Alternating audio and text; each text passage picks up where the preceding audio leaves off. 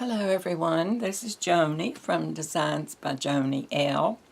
And I'm back with you again today, and I'm going to be continuing with the making necklaces from the keychains that I told you I bought last week. And I think that you will find them very pretty and quite unbelievable that they would be even sold as keychains because they're also heavy. And this is the one that I'm starting with today. I really did like it. I thought it was very pretty. And when I saw it and they were showing them as keychains, I thought, gracious, I could make a very pretty necklace out of that. So that's what I decided to do. So I believe there were 5 things that I bought there. And I brought them home. And I told my daughter, I said, I'm going to make necklaces with these. And she said, well, Mom said, that's a very good idea. She said, that will make some really pretty necklaces. So that's what I did. And so I have already made one with the little thing that they were selling as a keychain. And I'm making this one. And I have about, I think I have about 3 more to make. So if you want to continue watching each of the videos, that's what I'm going to be doing for about the next 3 shows, unless I decide that I want to do a little bit of decoupage in between, because I tend to get a little, I don't know, I just don't like to make the same thing over and over. So we'll see how it goes. But what I have done so far is I have a leather cord that I bought at the same time that I was buying the keychains. Now, I still have a very good keychain left over after I took this elephant off of the original keychain part. In fact, it's right here on my desk. I can show you. Here is the other part of it. And as you can see, it's all there, and I can still use that as a keychain if I want to. In fact, I have 2 here on the desk. So not only did I get a keychain, but I got a piece of jewelry also. So anyway, getting back to the leather cord, I bought this, and what I did is I decided how long I wanted the necklace to come down in front and to hang. So I usually like mine about 20 inches. And so I took the cording out and doubled it. And I measured it on my pad here. And it measured out to almost, well, it's about 19 3/4 inches. So that is fine with me. Then the next thing I did was where I had put it together, I took my finger and just sort of pressed this part tight and put it through the ring on the elephant. And then after I get it through the ring, I pull it out for about, maybe 1.5 inches, something like that. And make sure that your leather is side by side and it doesn't get twisted on you. And then take your cording and try to smooth it out as well as you can. And then just take them and stick that through that little loop that you made.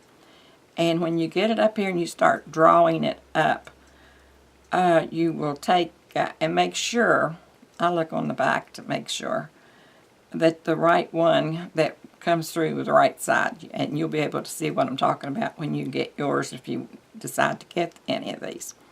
And you start pulling equally on these and making sure that they come down through there. And sometimes you can pull equally, and sometimes they get stubborn and you have to pull them the way they want them to go. So I'm pulling one at a time right now. And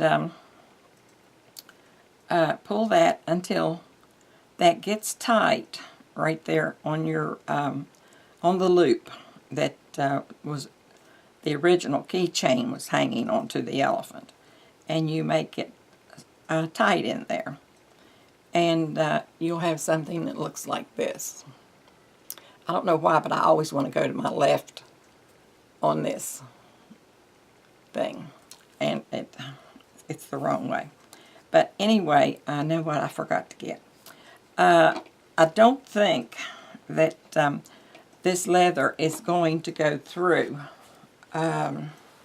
these beads that I have without some assistance. So just give me a minute and I'll grab a needle over here. And I will show you what you do when the hole in your bead is smaller than the leather. So you just take a piece of a needle. I have used as many as 2 needles before. If I have both of them going at the same time, both sides of the necklace, and I will put a needle in the end of one, and then I will put a needle in the end of the other one, and that saves you a lot of time and frustration having to go back and forth with tying knots and things like this. Now this is a little thing that really is a nice little thing.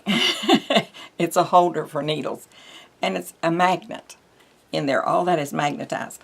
And my daughter is an RN in surgery, and she brought that home for me one day, and she said, Mom, she said, this was going to just be thrown away. So she said, I thought you might be able to use it in your crafts some way. And I said, oh, well, thank you, that's great. And I really can't. So what I do, I use that all the time now. And what you do is you just get a little bite of that leather, and you pull your thread through like that. And then you pick one of your beads up, and as you can see, this is a very, very tiny bead. So the hole would not let me put that through at all, the leather, without some assistance from my trusted needle. And with the needle, it just pulls right through, and there's no problems then. So you pull it down here, and you still make sure that you don't get your leather twisted, because you don't want a twisting or anything like that. And then you go over. This is the way I do it. You don't have to do it like that, but I work both sides of my bead, of my necklace, at the same time, because I want to make sure that it's looking the way that I want it to look. And by working both sides at the same time, I can do just that. That thing had a knot in it somewhere, and it didn't want to come through. But so I get the needle and put it through this little bead on this side, and I take it down, and I push it up close to the elephant. The other things, the other leather that went through the circle up on top of the elephant. And so then there's the 2 of them, and they look pretty together. So I go ahead and I get my next piece, which I have chosen, as you can see, green in these because of the green that's in the stones on the elephant's back. And then I take this one and get another bead and put through it the same way. And that way you can just see exactly what that necklace is looking like. And you can say, oh, I do like that, or oh, I don't want to go any farther with that because I'm not caring for that at all.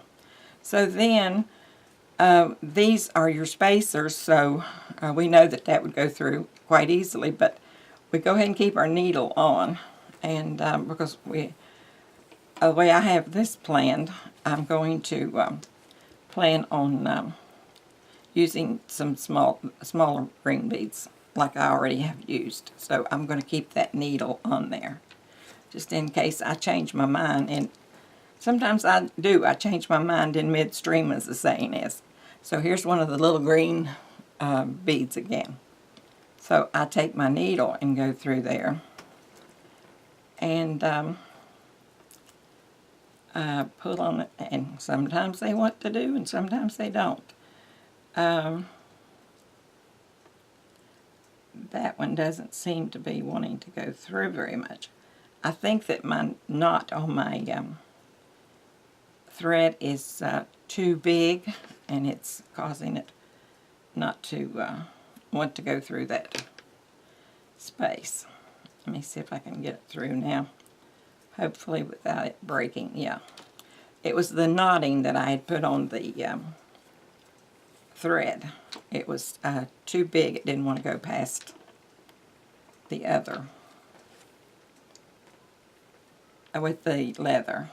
Okay, and then here we're going to put a little bead over here, and you just continue like this.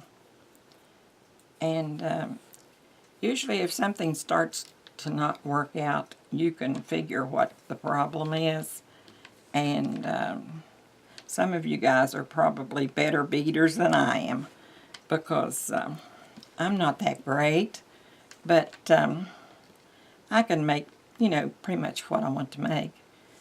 And I'm trying to, as I make these, let them get a little more intricate as I do these, because I was starting out thinking that there might be some people that had never made jewelry and they wouldn't know what to do. So I was taking them into consideration when I first started making the jewelry.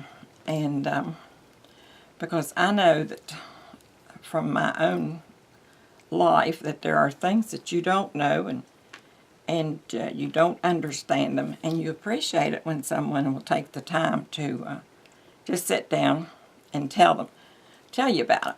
And so now I'm taking, now as you can see, for the beginning beader, I have started using larger mouth beads. I'll show you one next time I pull it up here. Putting the spacer back on there. Now I'm getting ready to, let's see, I've got to keep this going straight. I'm putting this on this one. And now, here is the larger mouth bead that I was telling you about. As you can see there, that bead has a really large hole in it. And the leather would go quite easily through that. But then if I had something else that I wanted to put on it, it wouldn't. So that's why I go ahead and just leave it on in case I should change my mind or something about what I'm going to do with it. And it serves me well.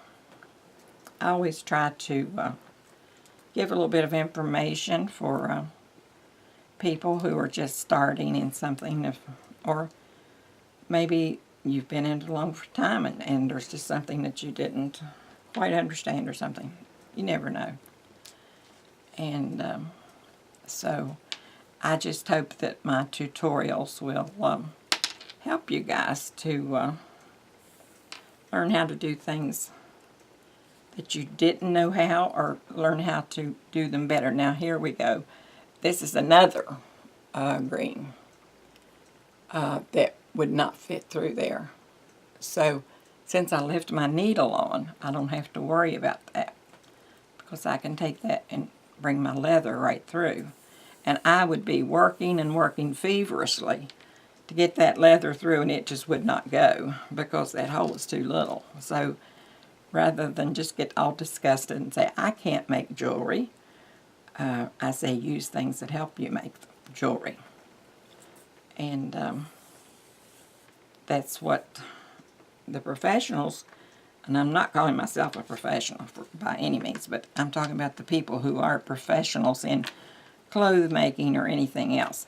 They always have these little things that they can do that makes things easier for themselves.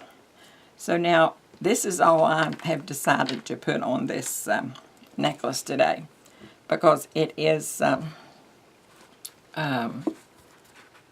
bigger than the one that I made the other day. And every day I'm going to get a little more, a little bigger with the necklaces. And so that you will be learning maybe a little bit more each time. Well, I can't judge anything backward. I get upset with myself, see, and I shouldn't, because I'm not used to moving things backward from the way they're supposed to be. Boy, oh boy. See, I'm pulling the wrong one. I'm trying to get them straight. Let's try pulling them at the same time. Maybe that'll work out. Anyway, this is what it works like when you see it on the stand. And you would never ever guess that that right there was meant to be a keychain. No one would ever guess you when you have this on, you're walking down the street. They would never say, oh, she has a keychain around her neck. No, afraid not. They would think there's a necklace that's really pretty. So that's what I try to do is I like to find things that are just not expensive, and then come home and make something else out of them that they're not intended to be at all, and really enjoy them. Now I am taking this needle off that was on the one cord, and this one that was on the other cord. I'm just cutting them off with my scissors, and I'm taking the little knot out of the end of it, and I'm laying this over here, and I'm going to put it right back in as soon as I get through with this where it's supposed to be, so it won't get all knotted. I better turn this thing around and fix it, or it's going to be all over the country. It may be coming to visit you, who knows.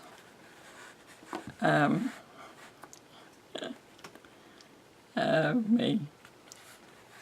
But anyway, right there. But what I do after I get this finished like this is I just take it back here, the leather, and I keep it as straight as I possibly can. And I put it down, and I take my leather, and I just make sure that the leather is has the same side up on both the pieces of the leather, and bring it back here and keep them straight, and then I tie a knot in that, and I just go around my finger one time, and then I bring both pieces of the leather back through, and then I pull it sort of like this. I take one end and then the other end, and I pull like that. And when you do it like that, it makes a really nice looking, let's show you, a nice looking, where in the world am I? I'm above the lights where I'm at. I'm having trouble with my lighting. I have never had trouble with my lighting since the first video I made. But then out of clear blue sky, something happened, and it is making bright spots on my pad on my desk, and I'm always worried for it's too bright. But that's the kind of cord you'll have. Now, if you want to, you can double that again and tie a second knot. But with this cording, I think that it is sturdy with that one, and I would start wearing it like this. And then if I notice that one piece is getting a little loose or something, then I would double knot it. But other than that, you won't have to mess with it at all. And I think that you will be very happy with the necklace that you were able to make. And feel proud of telling people that you made that necklace. And that always makes a person feel good when they can make something that looks really pretty. But that is the second or third keychain item that I've made. And I'm going to make another one. Probably I will upload it tonight too. And so that should be 2 coming on the same day. And then probably I will do one maybe tomorrow, I'm not sure. But anyway, you can expect, I thought that I would probably be able to get maybe a week of just the necklaces. And those of you who are interested in necklaces and maybe making them or something like that, I'm going to try to make about a week of necklaces. And I think that you will like them, because that does not look like a keychain. No way. And it looks like a pretty necklace that if you would go to a boutique and buy that, you would pay quite a bit of money for that. So I hope that you enjoy yourself if you decide to make some of these necklaces. And again, I got these at Walmart, and I got the cording at Walmart. And the beading is just a bunch of beads that I collected over the past few years, and a lot of them came from Walmart because they have a little bins back there that they're 98 cents, and you get several beads in one little plastic package. And several of them are, you probably wouldn't even bring home with you, but they'll have maybe 2 in there that are beads that you think, oh, I can do something with those if I had enough. So you just keep watching, and when you see them again, get them and make it again. So that's the way that I've done these. And I've also made bracelets, so I may throw in some bracelets with my necklaces too, if you like that kind of thing. So I'm going to go now and let you all think whether or not you want to subscribe for me. And I would appreciate it immensely if you would subscribe and give me a thumbs up if you do like my work. And like I was saying the other day on one of my videos, I have a large variety of different things, from weddings to jewelry to making mountains for Easter, for Jesus' walk to where he was crucified. And so there's just a lot of different Easter baskets. I have my little granddaughter's Easter basket on there. I made her one out of a rocking chair. And everyone has found it amazing. And so if you like the different things, there's a large variety, and you're not usually seeing everything the same day, just the same repeated stuff. Well, I think you'll like my channel. So I'm going to say good night, and thank the ones of you who have been watching and tell me that you like my show, and that you think that what I'm doing is good work, and you're giving me the thumbs up, and those of you who are subscribing. So all that does, it's free. It doesn't cost you a penny. All you do is just, you're just notified when I'm having a new video that comes in, and you will just get a little notice on your computer that Joni is making another video. She has made another video, and if you want to watch it, go to her site. So with that, I'll just say goodnight, and you come back again and we'll craft some more. Bye-bye.